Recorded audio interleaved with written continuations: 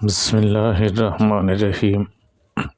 حضرت معاذ جنی سے روایت ہے کہ رسول اللہ صلی اللہ علیہ وسلم نے فرمایا، جس نے قرآن پڑھا اور اس میں جو کچھ ہے اس پر عمل کیا، قیامت کے دن اس کے ماں باپ کو ایسا تاج پہنایا جائے گا جس کی روشنی سورج کی روشنی سے زیادہ حسین ہوگی۔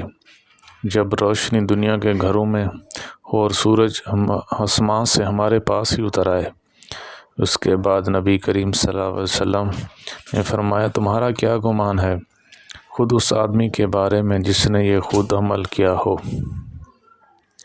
مطلب یہ کہ قرآن پہ پڑھنے اور اس پر عمل کرنے والے کے والدین کو ایسا تاج پہنایا جائے گا جس کی روشنی سورج کی روشنی سے بھی زیادہ حسین تر ہوگی۔ تو سمجھ لو خود اس پر قرآن پڑھنے والے اور اس پر عمل کرنے والوں کو اللہ کی طرف سے کیا کیا عطا فرمایا جائے گا۔